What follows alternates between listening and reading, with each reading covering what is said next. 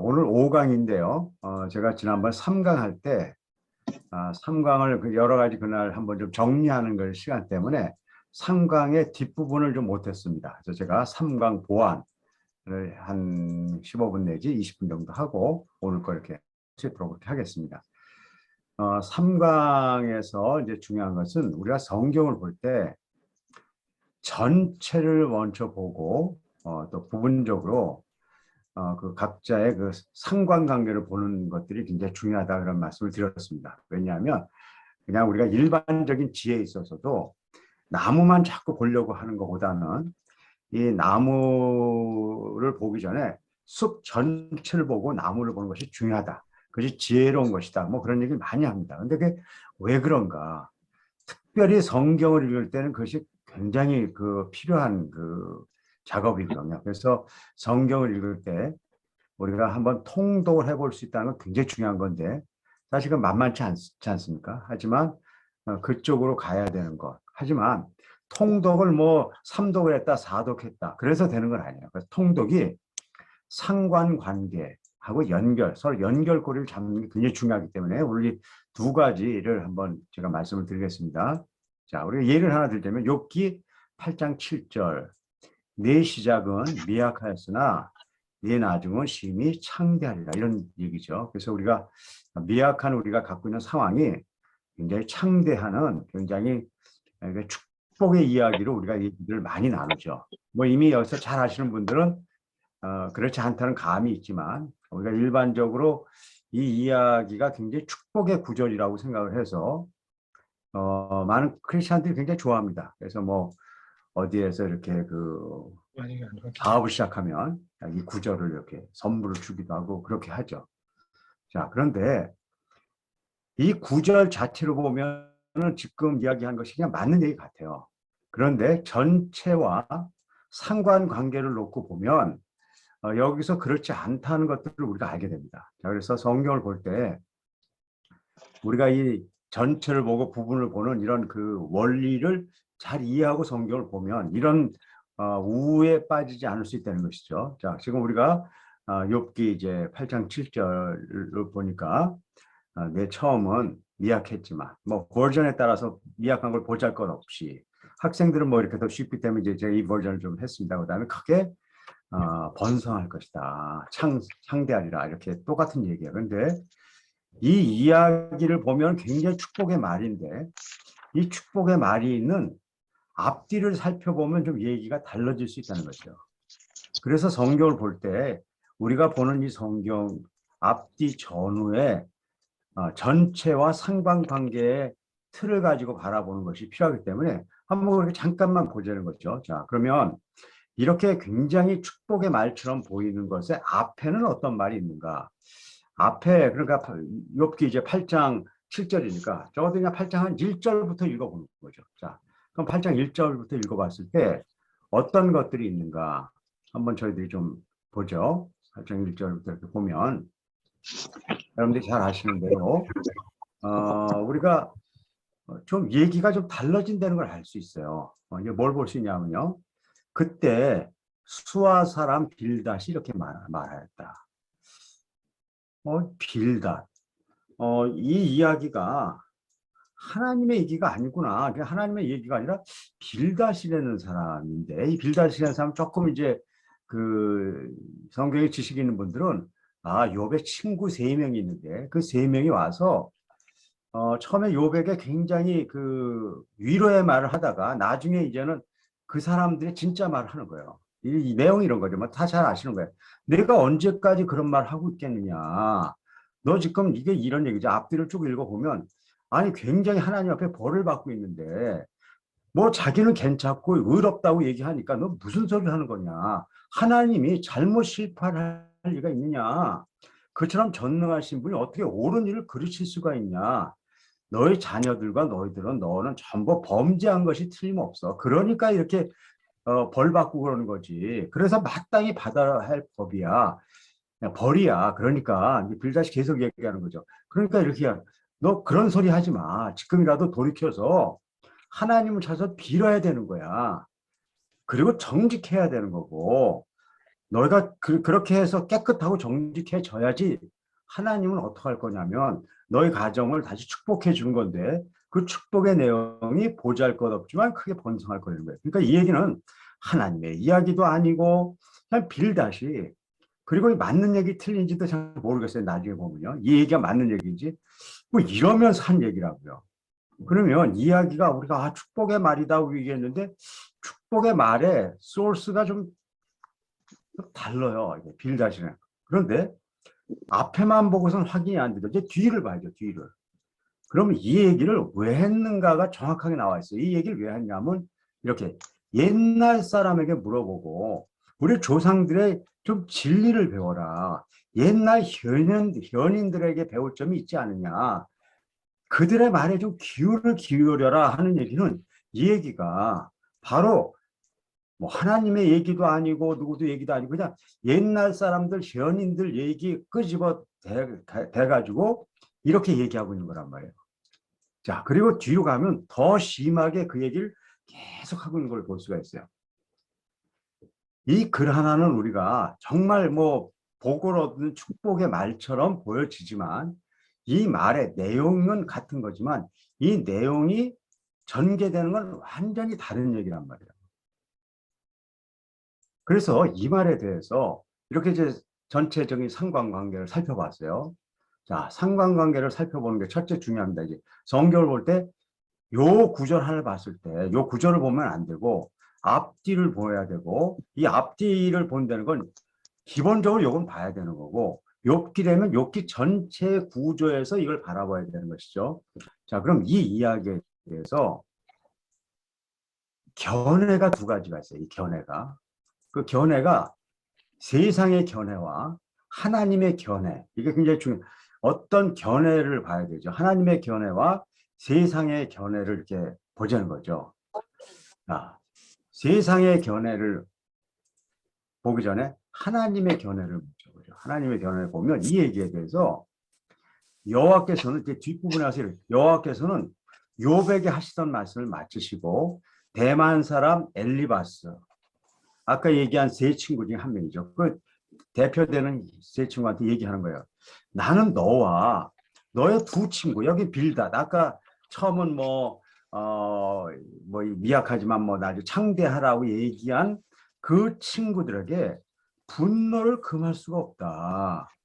너희는 잘못한 것이다. 진실하지 못하고 잘못됐다는 거예요. 이 이야기는 성경 전체, 욥기 전체에서 바라보면 하나님이 분노하는 이야기라니까요. 그렇기 때문에 우리가 어떤 성경 한 구절을 봤었을 때 그 구절에 대한 앞뒤와 전체를 바라보는 것들은 필요하다는 것이에요.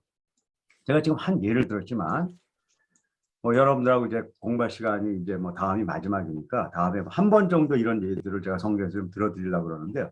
성경의 앞뒤를 전체를 바라보지 않으면 오해할 수 있는 구절들이 굉장히 많기 때문에 성경을 볼 때 성경 자체를 보는 내용도 중요하지만 성경을 어떤 접근을 하는 것이 굉장히 중요하다고 말씀드린 것이죠. 제가 이제 말씀 지난번에 드린 대로 우리가 성경 공부에는 두 가지 측면이 있어요. 성경 자체를 봐야 돼요. 우리가 성경을 보려고 성경을 공부하는 거예요. 하지만 이 성경 공부를 가로막는 것은 우리 자신이라는 거예요. 우리 자신이 오해하고 왜곡시키고 또 그냥 너무 부분적으로 보고 이러다 보니까 성경 자체는 완전한데 이것이 계속해서 왜곡을 주고 있다는 거예요. 그러니까 우리가 성경 공부를 할 때는 성경 자체도 공부해야 되지만 우리 자신에 대한 문제들을 해결하면서 성경 공부를 봐야 되는데 그중에 제가 이제 여태까지 오는데 한 4개 정도에서 5개 얘기를 하고 있어요. 첫째, 이런 사선치기를 하면서 제대로 이해하고 있는가를 살펴보자는 거였고요. 두 번째, 밑줄치기를 통해서 내가 내 중심으로 바라보는가, 남의 중심이 바라보는가 좀 보자는 거였어요. 세 번째, 꺽쇠치기를 하면서 내가 스토리별로 볼 수 있는 건가. 그냥 내가 스토리를 그냥 막 이 스토리에서 저 스토리를 바뀌었는데 그 스토리를 제대로 이해하지 못하는 건가. 네 번째, 내가 단어가 나왔을 때 예를 들어서 구원이라는 말이 나왔다. 그다음에 뭐 고난이 나왔다. 뭐 이런 말이 나왔을 때 정말 그 말을 세상에서 아는 성경, 그러니까 그 사전의 지식이 아니라 성경이 얘기하는 그 지식으로 바라보고 있는가를 우리가 항상 바라봐야 되는 것이죠. 예를 들어 믿음이라는 것을 세상에서 얘기하는 사전적인 걸로 믿음을 바라보면 성경에서 얘기하는 믿음을 보는 게 아니라 딴 상태의 믿음을 바라보게 된다는 것이죠. 그다음에 이제 오늘 다섯 번째 굉장히 중요한 것인데 성경을 볼 때 한 구절이 있을 때 적어도 앞뒤를 보면서 구절을 보고 그것을 더 확대시켜서 전체에서 볼 수 있는 구조를 갖는 것이 중요하다는 것이죠. 그게 이제 한 다섯 가지가 여태까지 배운 것들입니다. 제가 다섯 가지 배웠고 거기다 플러스 하나가 그림이 되는 것이에요.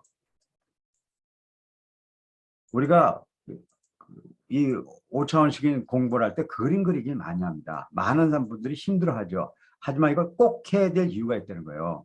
이 이미지, 우리의 인식의 틀을 시각화함으로써 우리가 어떤 사물을 어떻게 바라보는가를 명확하게 알 수 있다는 거예요. 그림 그리기를 계속 해보잖아요. 그럼 내가 정말 성경을 어떤 눈으로 바라보는가가 명확하게 드러난다고요. 그래서 제가 적어도 5차원 성경 공부를 할 때 이런 다섯 가지의 접근을 하는 것들을 우리가 하면서 성경을 보는 것이고 이걸 제가 한마디로 얘기하면 사선을 치면서 그래서 제가 항상 얘기해요. 사선 치며 성경을 통독하는 삶을 살자. 이것이 이제 성경으로 돌아가는 기본적인 우리가 내용이고요. 그러니까 우리가 성경을 열심히 읽는 것 중요하죠. 근데 그 성경을 읽을 때 저것도 우리 안에 있는 이런 몇 가지의 문제점들을 인식하고 성경을 보는 것과 그냥 성경을 보는 것하고는 차이가 있다고 제가 말씀드리고 지난 3과에서 사실은 굉장히 중요한 요소들을 그날 이제 바빠서 못했기 때문에 오늘 보완을 했습니다. 그래서 성경을 볼 때 적어도 앞뒤 부분을 보면 좋겠다. 그리고 이제 최종적으로 성경 전체하고 연결되는 것은 뭐냐면 복음과 과연 어떤 영향이 있는가 이런 이야기. 자, 지금 욥기의 저 문제에서 문제는 다른 게 아니에요. 뭐냐면 우리가 여기서 한 그대로 성경에서 착하고 깨끗한 일을 하면 하나님께서 우리를 창대하게 해주실 거다 하는 것이 지금 이 욥기의 그 빌다시라는 그룹들이 한 얘기거든요. 근데 하나님이 그렇게 그런 거 아니라고 얘기한단 말이에요. 성경 전체를 통해서 우리가 착한 일하고 깨끗하기 때문에 우리를 구원해 주는 것이 아니라 우리가 죄인 되었을 때 은혜로 구원을 받았다는 것이 복음이기 때문에 깨끗하고 착해야지 넌 구원받을 수 있다는 빌닷의 얘기는 복음과 완전히 반대 이야기란 말이에요. 그러니까 우리가 어떤 성경을 이렇게 볼 때 성경 전체에서 얘기하는 복음과 어떤 관계가 있는 것들을 살펴볼 수 있는 데까지 가면서 성경을 보는 것이 필요하다 이렇게 말씀을 드릴게요. 자, 그러면 오늘은 제가 뭘 말씀드리려고 하냐면요. 지금까지 이제 여태까지 본 것 성경 자체에 대한 얘기를 제가 쭉 드렸어요. 그래서 우리가 이제 성경 공부를 했단 말이에요. 그럼 성경 공부에 결과로서 나타나는 것들은 삶이라는 거예요, 삶. 그러니까 성경 공부를 굉장히 많이 해서 성경은 많이 얘기했는데 결과로서 나타난 삶 자체, 이 성경에 있는 하나님의 섭리가 놀라운 어떤 그 섭리들이 이 삶 가운데 드러나지 않는다 그러면 우리가 성경 공부한 것이 무슨 의미가 있냐는 거죠. 그래서 우리가 한 성경 공부의 진리는 역사와 삶 가운데 드러나게 돼 있죠. 우리가 이제 개념심학법에서 배웠지만 성경에서 얘기하는 truth, 진리에 대해서는 계속 이렇게 얘기한다. truth라는 것은 단순히 올바른 것의 선포가 아니라 그 선포된 것이 현실에서 실체화된 것들을 우리가 truth라고 얘기한다고요. 하나님이 우리를 사랑한다고 선포한 것들이 역사 가운데 예수님을 통해서 그것이 현실화됐기 때문에 우리는 와 정말 하나님의 진리가 우리한테 있구나 이렇게 온다는 것이에요. 자, 그런 의미에서 오늘 이 시간에는 우리의 삶 가운데 우리가 갖고 있는 성경 공부들이 어떤 의미를 갖고 있는가를 한번 잠깐 이렇게 좀 체크해보는 시간을 가졌으면 좋겠어요.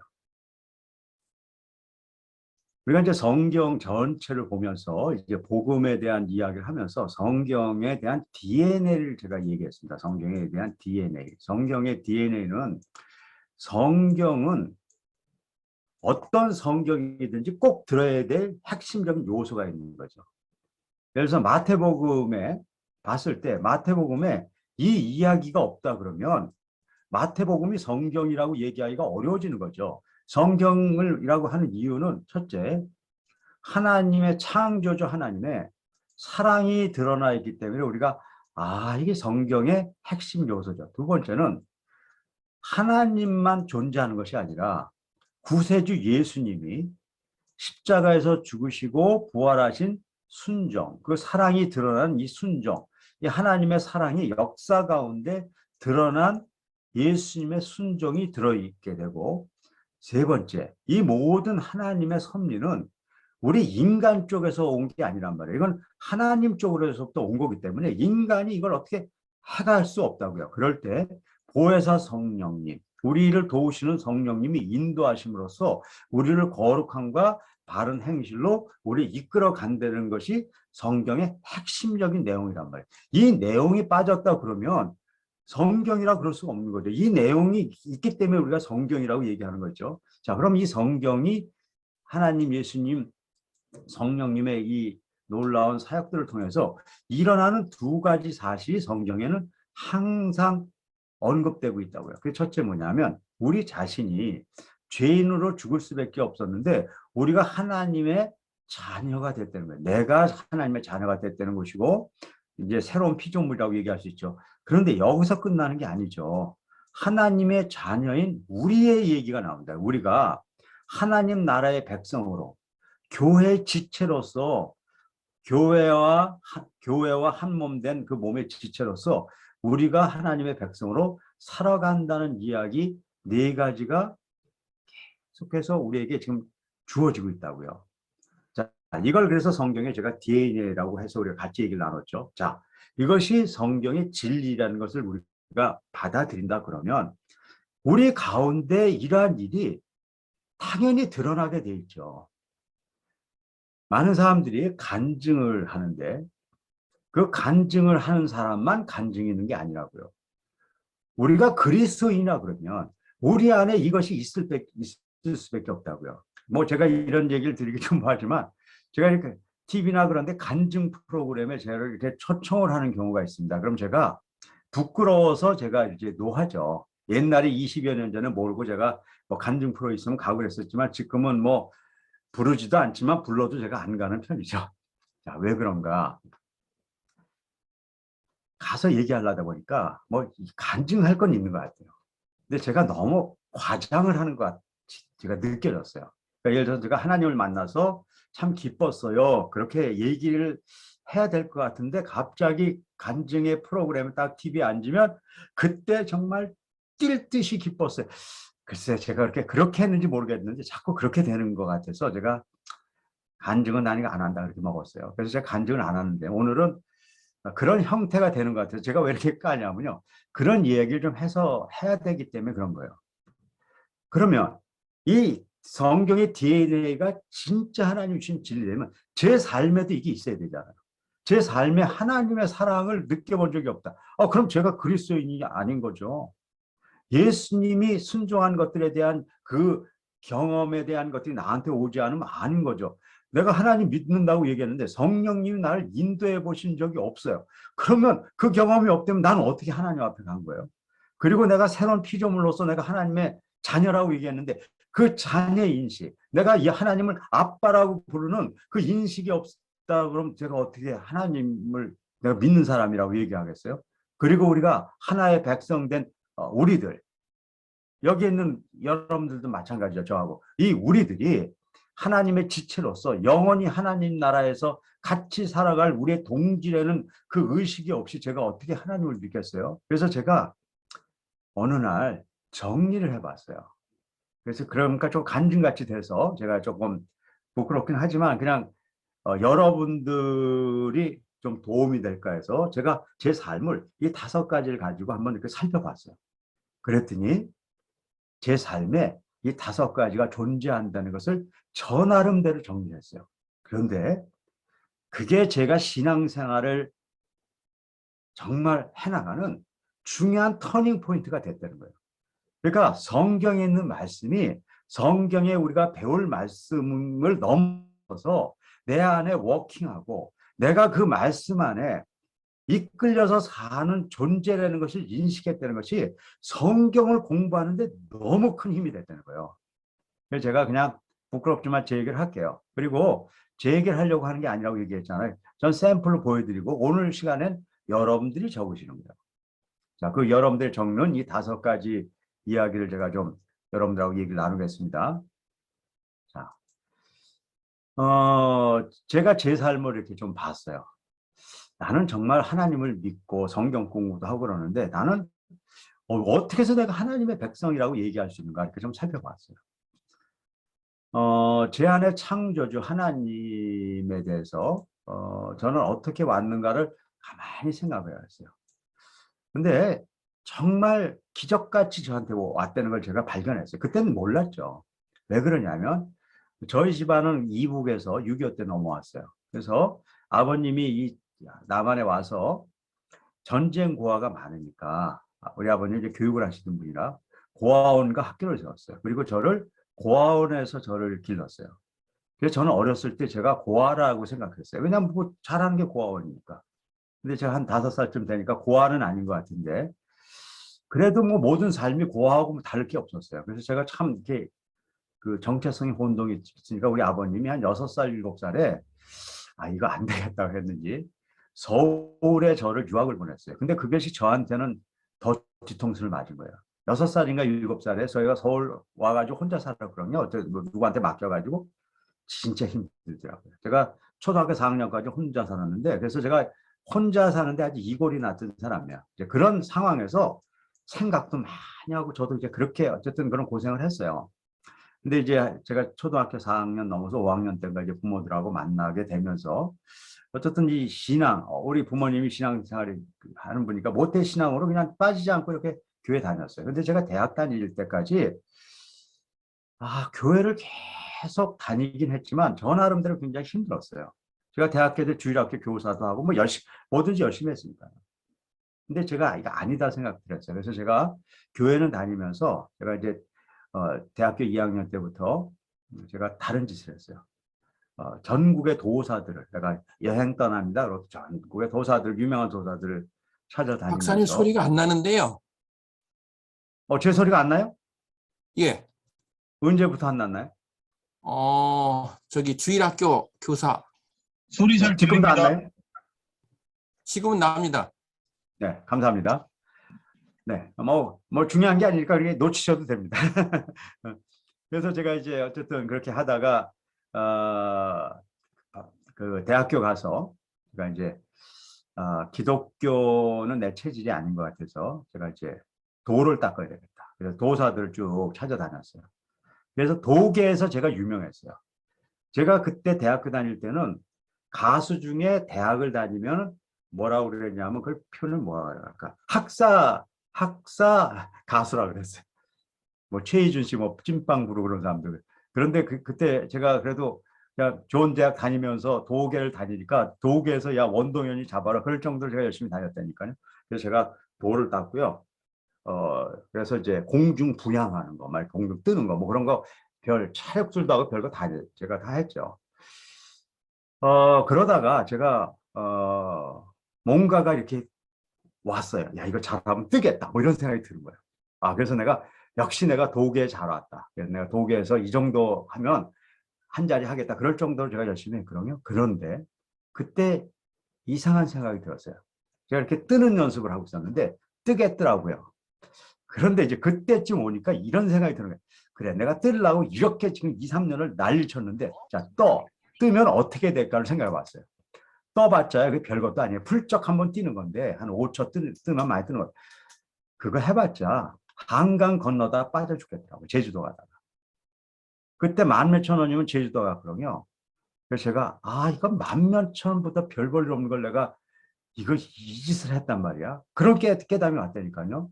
그래서 제가 교회로 뭐 아는 게 없어서 교회로 다시 돌아갔어요. 근데 제가 글로 떠난 이유가 이것 때문에 그런 거예요. 우리 교회에서 이런 얘기를 해줬거든요. 예수 천당. 뭐 떡볶이도 아니고 예수 믿으면 천당 가고 안 믿으면 지옥 가고 이게 안 되는 거예요. 근데 제가 이제 몇 년 만에 교회를 돌아왔거든요. 근데 아직도 예수 천당이더라고요. 고민은 됐는데 그때 제가 교회로 계속 올 수 있었던 거는 이런 거예요. 사랑이 있다는 걸 알게 됐어요. 제가 나가가지고 별짓을 3년간 별짓을 다 했거든요. 근데 제가 결국 안 됐잖아요. 그때 뭘 깨달았냐면 이 난리를 쳐가지고 이게 정말 우리가 뭔가 구원의 길이라고 그러면 구원될 사람 몇 명 없겠다. 어떤 신이 있어서 이런 방법을 택했다면 그건 사랑이 없는 사람이다. 이렇게 생각이 들었어요. 그래서 교회 오니까 옛날에는 좀 이상했는데 예수 천당 좀 아직도 뭐 그게 하긴 하는데 그래서 사랑이 있는 것 같은 느낌이 왔어요. 야, 이건 구할래는 마음이 있는가 보다. 그래서 제가 좀 교회에 있으라 거기까지 온 거예요. 그런데 놀라운 일은 제 여동생이 저한테 어느 날 찾아왔어요. 오빠, 내가 보니까 오빠 진짜 난리치고 있는데 오빠 진짜 하나님이 안 믿어져? 하면서 로마서 10장 9절을 저한테 9절 10절을 했는데 그때 왜 그런지까지 얘기 안 할게요. 정말 저한테 정말 사무치게 오면서 제가 그때 하나님 믿어야 되겠다고 생각했어요. 정말 난리치고 했는데요. 제 여동생을 통해서 저를 탁 하나님이 건드시더라고요. 그때 하나님 나 사랑하시는가 보다. 이렇게 난리쳤는데 안 버리시는 분이구나. 제가 그렇게 느낀 게 저는 굉장히 저한테 컸어요. 자, 그리고 나서 제가 어쨌든 열심히 교회 다녔습니다. 그래가지고 뭐 장로도 제가 30대 초반에 됐으니까 정말 빨리 되고 뭐 이렇게 하면서 이렇게 활동하고 그러다가 제가 하나님을 제대로 믿어야 되는 거 아닌가 생각해서 제가 대덕연구단지에서 이렇게 한 10년 지나고 나서 제가 선교사로 가야 되겠다. 그리고 제가 선교사로 제가 1999년도에 제가 14년간 선교사로 있었거든요. 뭐 얘기해드린 적은 없는 것 같은데 제가 선교사로 파송돼서 사실 그때 나간 거예요. 그때 제가 잘못 생각하고 나갔어요. 저는 하나님을 위해서 희생하고 나가야 된다고 생각했어요. 그래서 제가 뭐 연구단지에서 저에 대해서 아시는 분이 있겠지만 제가 100편 이상의 논문 썼고 10편 이상의 제가 특허도 있고 그래서 그때 거기 썼으면 뭐 정말 그때도 잘 나갔죠. 그런데 내가 이런 것까지 버리고 내가 하나님의 희생하고 내가 나간다. 그런 진짜 못된 마음을 갖고 제가 나갔거든요. 그런데 거기 가서 정말 희생하는 사람들 만났어요. 전 이때 안 나갔으면 교만하기 이를 데 없는 사람으로 제가 어떻게 됐을지 모르겠어요. 근데 여기서 정말 이름도 없어 보이는 사람들인데 뭐 제가 부총장으로 갔으니까 전부 저희 어쨌든 뭐 직원일 수도 있고 그런 분들을 통해서 정말 희생하고 있는 동지들 그리고 그들이 왜 희생하는가 전 제잘났다고 갔는데 그분들이 예수님의 사랑과 그 순종에 대한 모습들을 거기서 봤어요. 저는 이거를 하나님이 어쨌든 제가 잘난 척하고 갔지만 어쨌든 거기서 이걸 보여주신 것을 하나님이 제 삶에 있어서 가장 또 강력한 하나의 계기가 됐어요. 그래서 제가 나 이거 진짜 나는 언제 사람 되나 이 생각들을 제가 하면서 제가 선교사로 살았다니까요. 그러면서 거기서 몇 가지 기적들이 났어요. 바로 5차원의 기적이에요. 제가 이제 거기서 공부 못하는 우리 조선족들을 도와주려고 5차원 교육이라는 걸 만들어서 했는데 막 기적이 일어나는 거예요. 어떤 교수님 한 분이 와 이걸 듣고 박사님 이거 좋은 거예요. 우리 총장님 이거 좋은 거예요. 그리고 우리 가서 여러 학교에서 하면서 뭐 꼴등한 애들이 1년 만에 1등 되고 뭐 난리도 아니었어요. 그것이 뭐 몽골, 티베트, 라오스, 러시아까지 아프리카까지 계속 이렇게 퍼지는 것들이 생기면서 제가 이때 또 삐끗했죠. 뭐가 잘 되니까 내가 대단한 일인가 보다 이렇게 하고 있었는데 어느 날 저하고 굉장히 친한 측근이세요. 노영상 목사님이라고 호남신학대학 총장하셨던 목사님이 어느 날 저를 찾아와서 원 박사 지금 뭘 하고 다니는지 모르겠는데 원 박사가 뭔 짓을 하고 다니는 건 알고 있는 거야 그러는 거예요. 그래서 나 요즘 뭐 교육 이렇게 떠서 교육하고 있죠 그랬더니 혹시 그게 하나님의 교육을 하고 있는 건데 알기나 안 하냐. 내가 알게 뭐야. 제가 그걸 어떻게 알아. 그런데 저한테 그 얘기를 해주는 거예요. 하나님이 하나님의 영광을 받기 원하는데 그 영광을 받는 가장 중요한 것들이 하나가 우리 사랑할 수 없는 우리들이 사랑을 한다는 거예요. 그리고 그 사랑은 마가복음 12장 33절을 그때 저한테 얘기해 줬어요. 제가 항상 인용하는 것이 그때 그래서 나온 거예요. 제 얘기가 아니라니까요. 이 노영상 목사님의 이야기라니까요. 거기에 하나님의 사랑은 그냥 되는 게 아니에요. 하나님의 사랑은 마음을 다 가졌을 때 되는 거예요. 지혜를 가졌을 때. 근데 그거 뭐지? 하나님이 주신 마음, 하나님의 지혜, 하나님의 힘, 그리고 나를 사랑하는 것, 그리고 이웃을 사랑하는 그 5가지 요소가 하나님의 그 사랑을 드러나는 굉장히 중요한 동력원이고 하나님이 우리에게 허락하신 건데 혹시 원 박사가 그걸 하고 다니는 건데 알기나 했어 그런 거예요. 저는 멋모르고 갔거든요. 그리고 이 노 목사님 통해서 제가 그때 알게 됐어요. 아, 하나님 나 선교사 그래서 내보내셨구나. 나는 선교할 처지도 못 되고 잘난 척만 하는 사람인데 이 기간을 통해서 이런 놀라운 이 10개가 넘는 나라에 이 하나님의 교육의 원리라고 이분이 얘기하는 걸 내가 실제로 해볼 수 있는 기회가 생겼구나. 그래서 제가 하나님의 이건 인도하심이 없으면 안 되는 건데 내가 그 인도하심에 의해서 됐구나. 그걸 제가 알게 됐어요.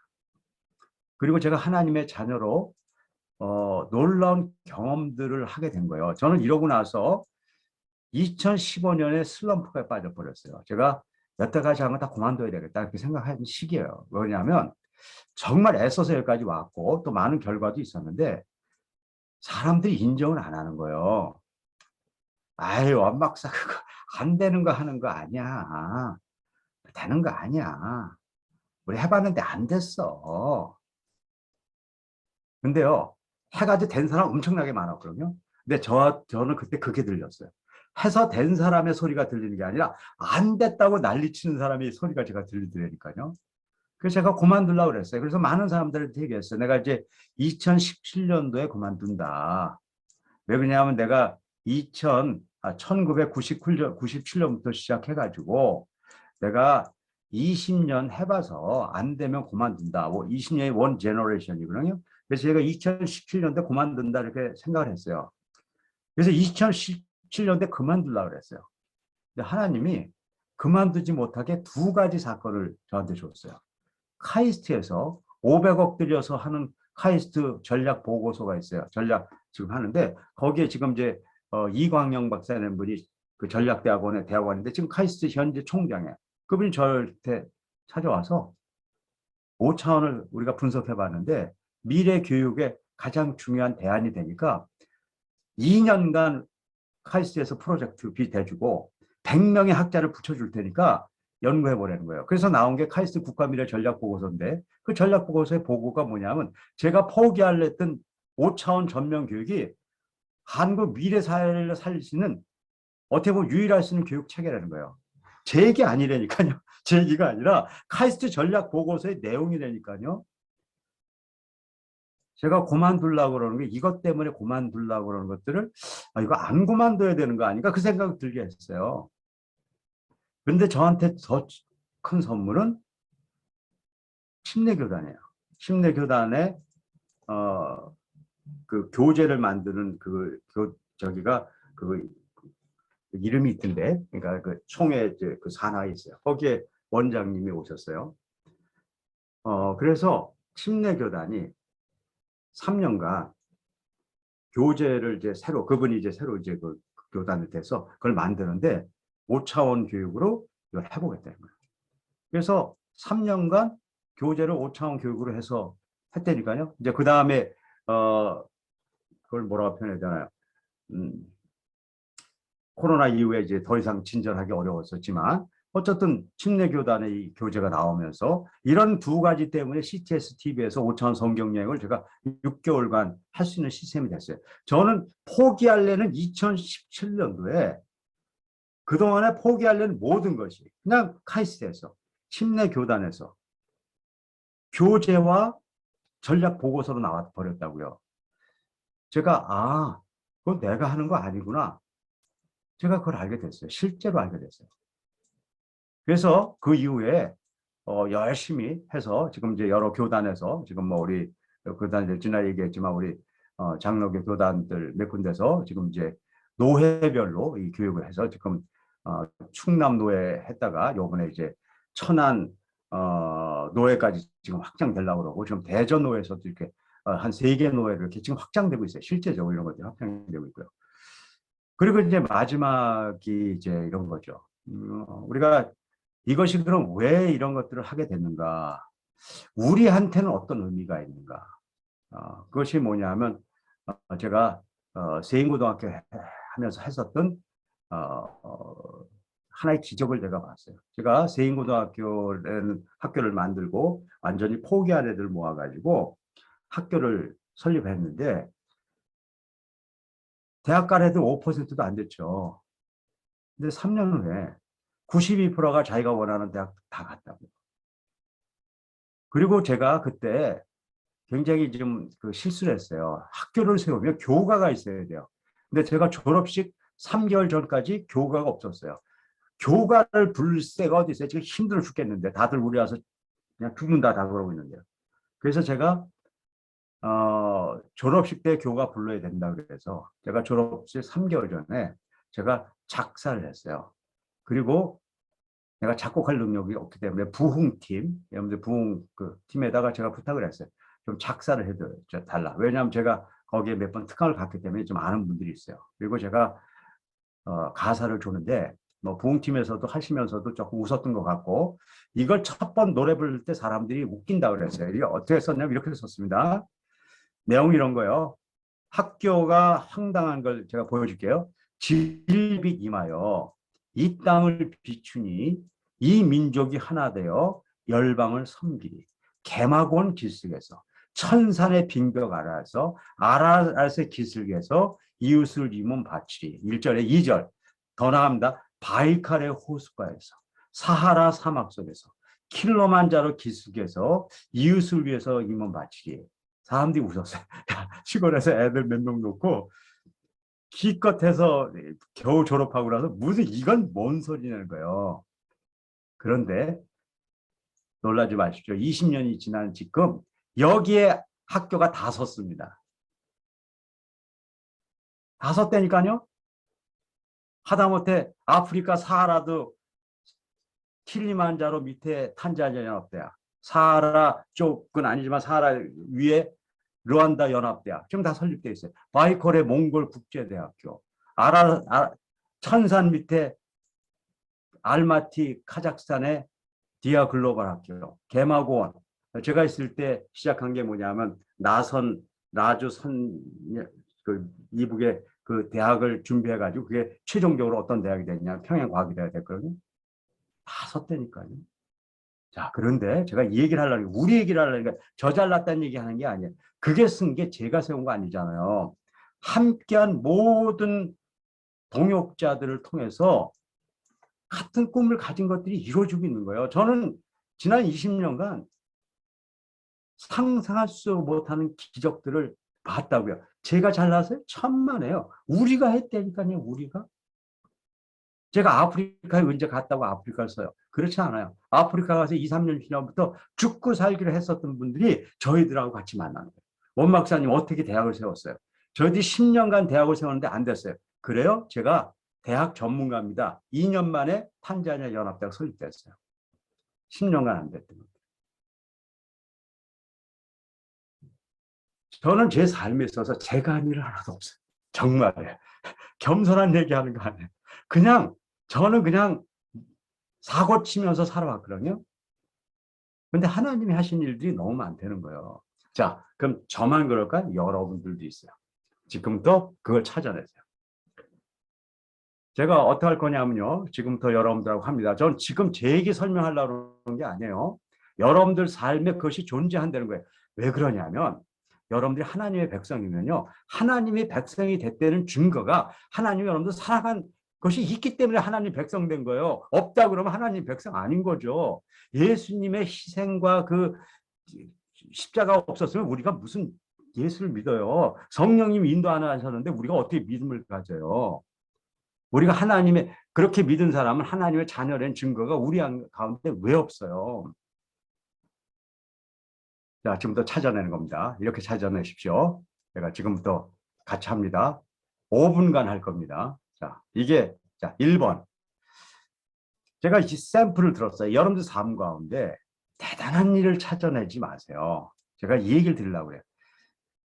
간증을 하는 사람들이, 많은 사람들이 간증을 하는 사람들을 보면서 쉽게 얘기해서 뭐 병이 완전히 걸렸다가 나은 사람들, 죽었다 살아난 사람들이 간증을 한다고 생각해. 그렇지 않아요. 간증은 우리예요. 평범한 삶 가운데 하나님의 놀라운 기적들이 존재해요. 민감성이 중요하다니까요. 오늘 살아온 하루의 삶 가운데 하나님의 섭리하심들이 존재하고 있다니까요. 여러분들 혹시 코로나 하면서 그걸 못 느끼셨어요? 여러분들 옛날에는요, 별거 아닌 것들이요, 다 기적이에요. 교회를 나가는 게 기적이라니까요. 성경을 볼 수 있는 것이 기적이라니까요. 나만을 위해서 기도하는 것이 아니라 적어도 남을 위해서 기도하는 것이 기적이라니까요. 민감성을 갖고 보잖아요. 기적이 있어요. 자, 지금부터 1분씩 드릴 거예요. 여러분들이 지금 글을 쓰려고 그러지 마세요. 글을 쓰면 1분 동안에 쓸 글이 없어요. 하나님이 한 것들을 추적해서요. 그냥 이렇게 요점만 적어요. 아, 이때다, 이때다, 이때. 그리고 나중에 적으세요. 하나가 10분, 20분이 걸리는 거예요. 하지만 민감성을 갖고 찾아보라고요. 있어요. 자, 1분간 제가 시간 드릴 테니까 창조주 하나님이 여러분들 사랑한 여러분들의 삶에 대한 흔적들이 있으실 거예요. 자, 지금부터 제가 1분간 잽니다. 찾아보죠. 자, 1분 후에 제가 끝나고 다시 하고 그렇게 합니다. 시작. 창조주 하나님은 우리 삶 가운데 어떻게 우리한테 영향력을 줬을까?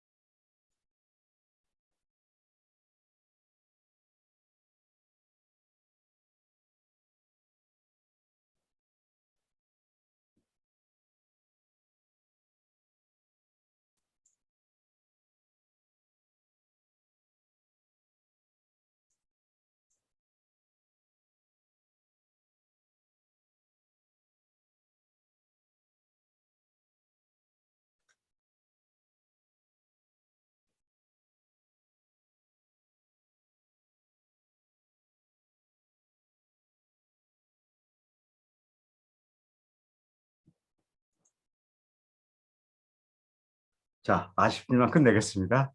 어쨌든 머릿속에서 끄집어내 보십시오. 이제 두 번째입니다. 1분간 제가 드릴 건데요. 예수님의 그 희생과 그 십자가와 그 부활의 그 놀라운 그 예수님의 순종이 자기를 낮추시고 죽기까지 순종하신 것들이 우리 삶 가운데 나타나게 돼 있거든요. 그런 사건이 우리가 무엇이 있었는가 한번 찾아보는 겁니다. 시작. 1분간입니다.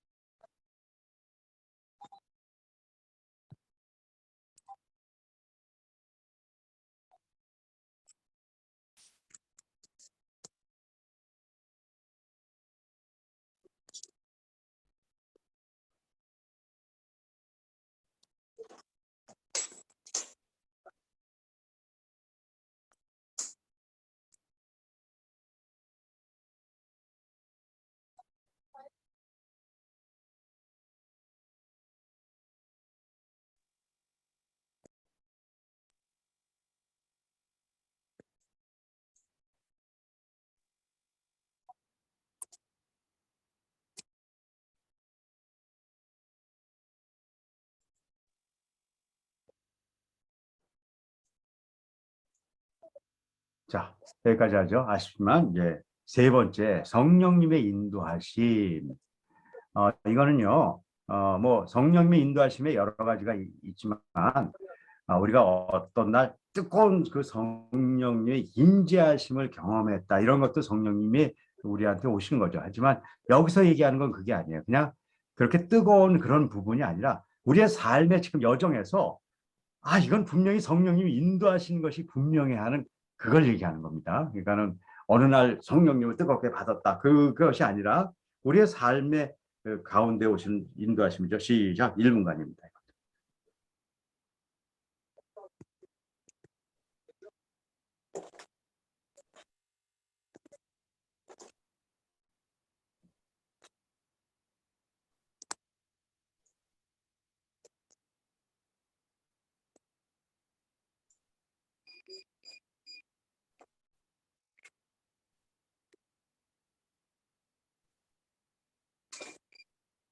당신 독백이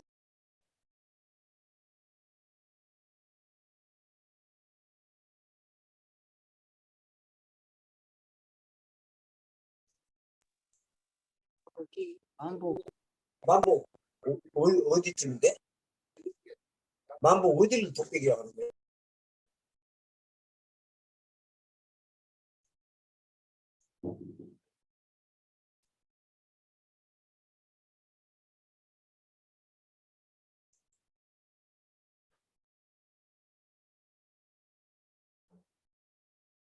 네, 수고하셨습니다. 네 번째, 우리는 하나님의 새로운 피조물로서 자녀됐다고 이렇게 선포하시고 계십니다.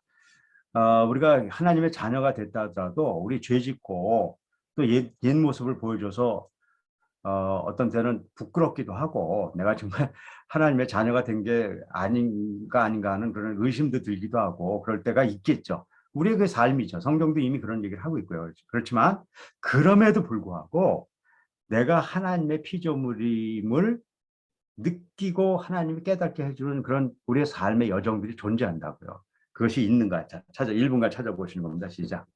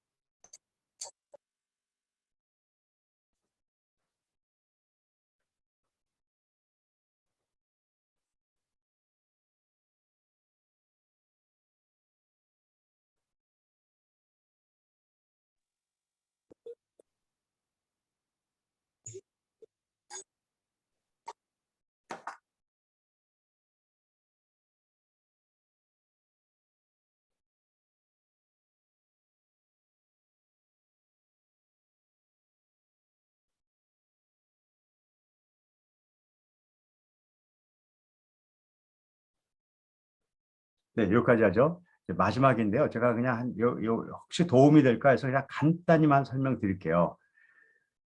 하나님의 백성으로 살아간다는 것들은 이제 이런 거겠죠. 우리가 이 세상에 살면서 이 세상 것을 안 바라볼 수가 없단 말이에요. 하지만 성경은 세상 것이 아니라 하늘의 나라의 것을 바라보라고 계속 이야기한다고요. 하나님의 백성들은 어쩔 수 없이 이 땅에 살고 있기 때문에 세상 것을 안 바라볼 수 없고 욕심을 안 부릴 수 없지만 하지만 어떤 때 우리가 하나님의 것을 바라보게 된다고요. 그건 우리가 하나님의 백성이기 때문에 바라보는 거예요. 그런데 여기에 두 가지 케이스가 있다는 거예요. 하나는 일반적으로 세상에서 힘들다. 그러니까 세상에서 잘 살 때는 하나님 잘 안 바라봐요. 그러다가 고난이 오면 그 다음부터 하나님 바라본다고요. 일반적으로. 그래서 고난은 하나님에게 기도하게 하는 굉장한 하나의 은혜의 수단이죠. 그렇죠? 왜냐 기도가 은혜의 수단인데 은혜의 가장 중요한 방법인데 이 고난을 통해서 기도하게 되니까 굉장한 거 아니에요. 그렇죠? 그래서 우리가 고난 가운데 기도하는 것 굉장히 중요한 거죠. 하지만 제가 하나님의 백성을 얘기하면서 한 가지를 좀 더 생각하시라고 얘기하는 거예요. 여러분들 잘 아시는 대로 예수님이 이렇게 길을 가다가 10명의 나병 환자를 만납니다. 그리고 나병 환자들이 멀리 있으니까 부르지도 못해요. 그냥 멀리서 이렇게 얘기해요. 저기 뭐야 제사장한테 가서 몸을 보여라. 그럼 알아들어요. 그때는 제사장한테 몸을 보여야지 거기서 이렇게 낫다 안 낫다를 판명이 되거든요. 그래서 알고서 10명이 구해주시는가 보다. 그 믿음을 가지고 제사장한테 간다고요. 근데 가는 길 중에 났어요. 근데 그 중에 아무도 안 오고 한 명만 예수님한테 왔어요. 예수님이 그때 뭐라고 얘기하시냐면 네 믿음이 너를 구원했다고 얘기해요. 자, 10명이요. 10명이 어려울 때는 다 하나님 선생님 우리 고쳐주세요. 다 하나님이 예수님이 고쳐줄 거를 믿고서 정말 간절히 다 그 서퍼링 가운데 얘기했다고요. 그리고 기적을 봤어요. 나병이 낫다니까요. 그런데 그 10명에게 믿음이 구원을 받았다는 얘기를 해주지 않아요. 딱 한 명만 해줘요. 누구냐면 다시 그 낫고 기쁠 때 나머지를 그 기쁨을 나누려고 세상으로 나갈 때 그 기뻤을 때 누구한테 돌아왔냐면 예수님에게 돌아온 그에게 믿음이 너를 구해놨다고 얘기해요. 그러니까 하나님에 의해서 우리는 어려운 가운데 기도하고 그렇게 되는 것 맞아요.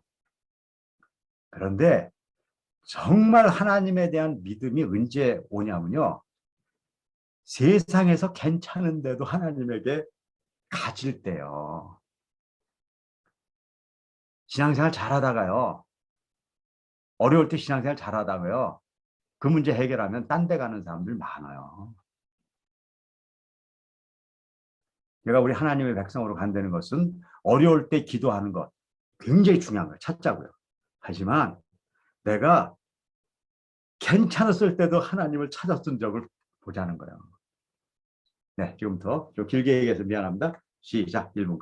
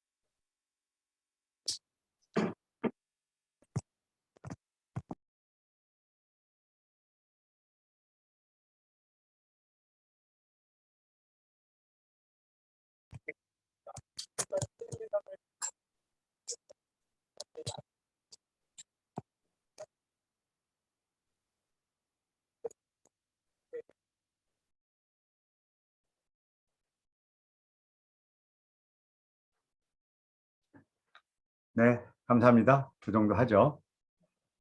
그리고 이제 결론은 우리 모두가 같은 결론인 것 같아요. 고린도전서 15장 10절인 대로 그러나 내가 나 된 것은 하나님의 은혜로 된 것이다. 저는 이 고백 외에는 다른 것들이 할 게 없더라고요. 왜냐하면 저도 저 나름대로 제 삶을 디자인하고 살았던 적이 있거든요. 아까 얘기한 대로 제가 선교사로 나갔던 것.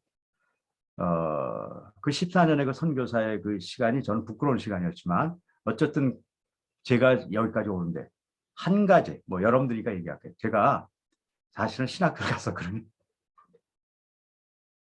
네 막으시더라고요. 그걸 막은 분 중에 한 분이 누구냐면 아까 얘기한 노용상 목사님. 그래서 제가 그때 막 화나서 좀 그랬었어요. 아니 목사님 그때 이제 목사님 저보다 먼저 훨씬 됐었으니까 목사님은 목사님 되면서 내가 왜 목사님을 하면 안 되나 그랬더니 엄마 목사는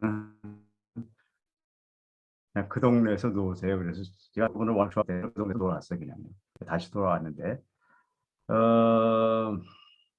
내가 나댄 거. 그러니까 제가 한 게 하나도 없다는 거예요. 제가 하려던 것이 아니라 하나님의 은혜로 된 것밖에 없다. 그게 제가 이제 최종적인 결론이에요. 자, 오늘 이제 정리하겠습니다. 우리가 이제 성경 공부를 했습니다.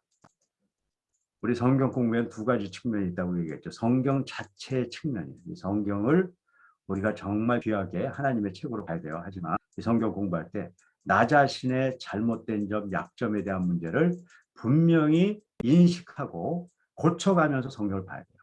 이건 굉장히 중요해요. 첫 번째 우리가 이제 5차원으로 공부를 한다는 것은 이것입니다. 다른 성경 공부하고 차이가 뭐냐? 다른 거 없어요. 나 자신이 어떤 인자를 살펴보고 성경을 본다. 이게 첫 번째예요. 두 번째.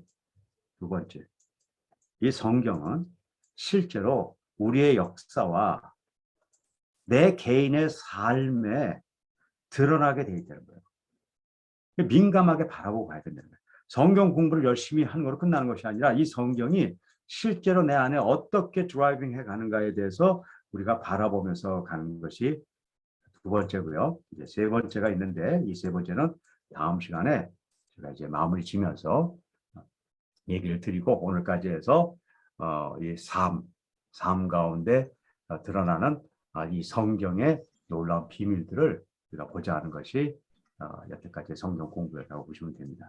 자, 오늘 제가 2, 3분 일찍 끝났기 때문에 한 분만 혹시 질문이 있으시면 제가 받고요. 또 뭐 질문이 없으시면 없으시면 안 하셔도 되고요. 있으시면 하셔도 되고요. 편하게 해서 제가 9시 정도에 끝나겠습니다. 혹시 질문 있으신 분 있으세요? 네, 그러면 없는 거로 알고 제가 이제 그럼 과제 내는 증거로 해서 그냥 끝을 낼게요. 자, 제가 지난주까지 여러분들 이렇게 과제하는 것들 이제 계속 이렇게 여러분들 계속 이제 카페에 들어와서 제가 살피고 있고요. 어쨌든 여러분들도 이렇게 꾸준히 지금 하시는 분들이 있어서 굉장히 좋았습니다. 그래서 좀 이렇게 왕성케 과제 제출을 이렇게 보니까 시간들을 아주 잘 정리해서 가시고 있고요.